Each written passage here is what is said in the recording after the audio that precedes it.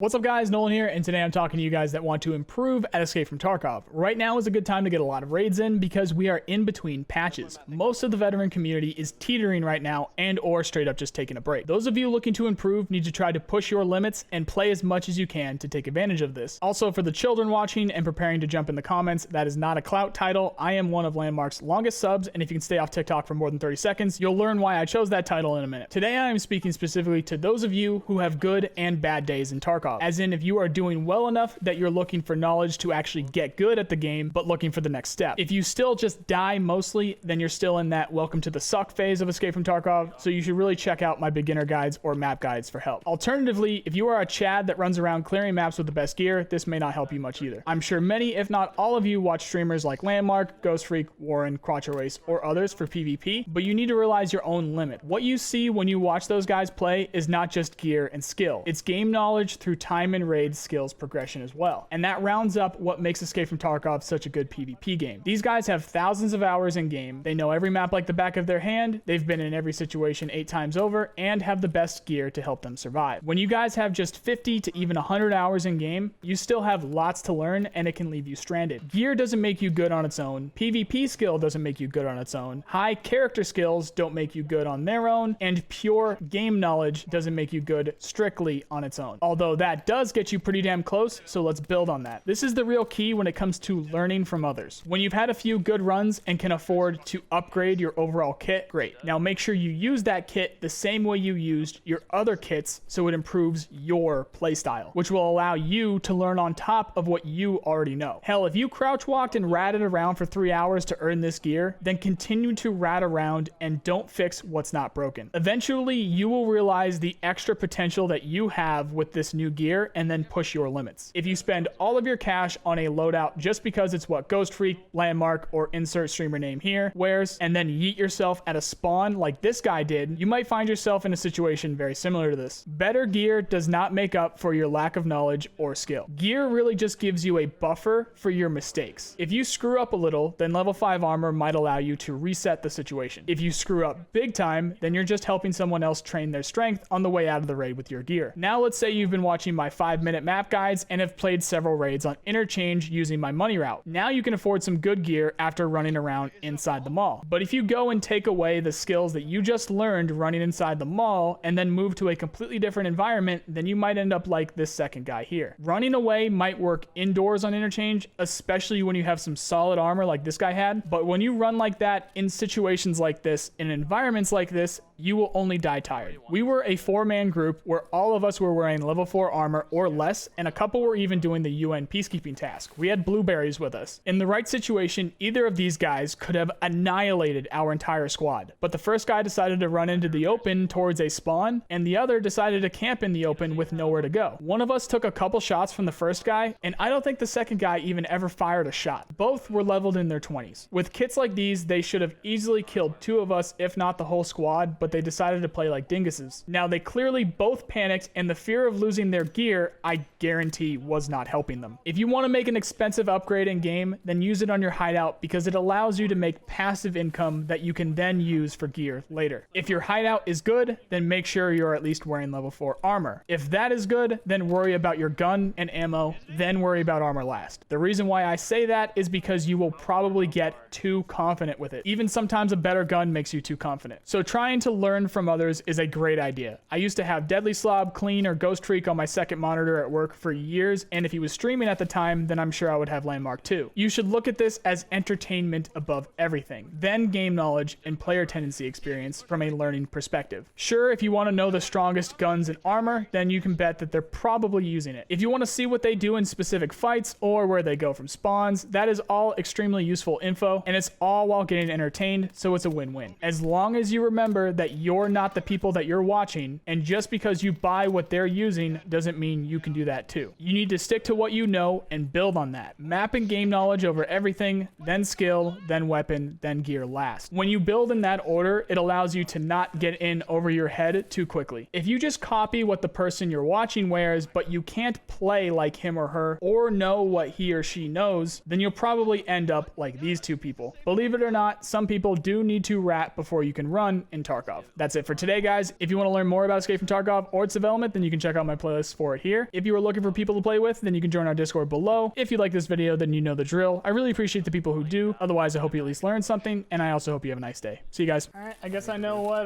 what video I'm doing tomorrow. It's just because you can watch Landmark doesn't mean you're good at the game. Well,